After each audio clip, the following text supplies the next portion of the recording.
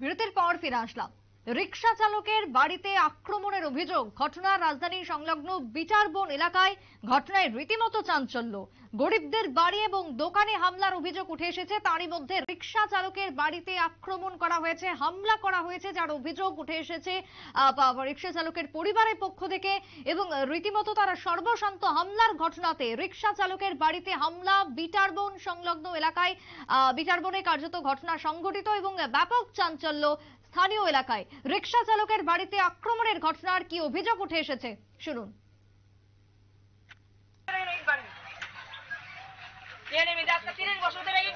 সরকারি জায়গা, কোনো মালিক নাই। আমরা ইট বাংকাছি, ওই তারার বাড়ি হইল না, তারার বাড়ি হইছে তো তারা হইল না দোকানদারি করে ঘর দুয়ার তুললে বাড়ি ঘর তুলে সরকারি জায়গা কি কোনো ট্যাক্স হয়? তারা বলে ট্যাক্স দেয়। ওই দেন তারার ঘর রয়েছে, পার্টি অফিস হয়েছে বিজেপি, আমরা এই জায়গাটায় মধ্যে বাঙালিছি। আমি কইছি যদি সরকারি জায়গা সরকারের লাগে আমরা তো কোনো অসুবিধা নেই, আমরা রাখতে পারতাম না। সরকারি জায়গা সরকারের লাগে 100 বার নিব, কিন্তু সরকারি জায়গার ভিতরে তোমরা কেন নোটিশ দাও? আপনাকে আমরা নোটিশ দিতাম। আরে তোমরা কেন কোন থেকে কোন পাড়া থেকে আয়াসি না এনো দাদাগিরি দেয়, 2-3টা ছেলে আমি ফটো তুলে রাখতে, ভিডিও করে রাখতে আমি দায় এসে রাখো, আমরা কেটা বলি বলে আমরা নিয়ে নেবে ওই তারা খাইতো দিনের বাচ্চাটি লইয়া, তার বাচ্চা লইয়া গরিব মানুষ দোকানদারি করে চলে খাইতো দিতে সরকারি জায়গা, এটা কারোর জায়গা না। ওই যে ওই ঘরটাই ঘরটা ভাঙতো না, এটা ভাঙতো না, ইয়ানে ভাঙতো না, এখানে কোনটা ভাঙতো না। করতে মানে 3জন লোক আইছে, উড়াইয়া আয়াসি আইন আমরা এলাকার 2জন নেতৃত্ব আছে 5 দিন। আর এই মানুষের তারা এই মানুষের না 5 দিন যাবো বর্তমানে গেল 5 দিন। আর 18 থেকে 2018 পরে থেকে সিরাজুল ইসলাম কইছে, এরপরে 5 দিন 5 দিনের মা তারা তারার মায়ের নামে ঘরটা ভাঙতো না, এখানে আইছিল ভাঙছে সরকারি সরকারি জায়গা কিভাবে ভাঙন জানি, সরকারের জায়গা তো সরকারের লোকে ভাঙবো, সরকারে ভাঙবো, কিন্তু কোনো দরকার নাই। আমি যেটা কইছি আপনার কাছে, আপনি কি আপনার অর্ডার দেয়টা?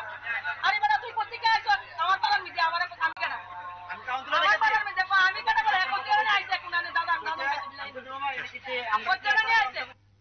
কেন সরকারি জায়গা তাই অনেক দিন ধরে এবারে অর্ডার তো আমার আইতো আয়া কইয়া তো সামনে এবারে এই সিস্টেমটা ভাঙিয়ে ছেড়ে আমারটা ভাঙা গরিব মানুষ, আমার সোনা বাচ্চা আছে, বাচ্চা লইছে জানো আগর কইছে কাউন্সিলর দ্বারা যাবো, এরা কাউন্সিলর দ্বারা যাও না তো না আমরা কাটা ভাঙছে ও ইয়া বিজেপি দ্বারা হরে এরা এই পার্টি নাই এবারে ইয়া আগে আমরাটা ভাঙা দিছি 8 দিন এরা কইছে ইমাম এরা আউসি এরা মিলে বাচ্চা বাচ্চা।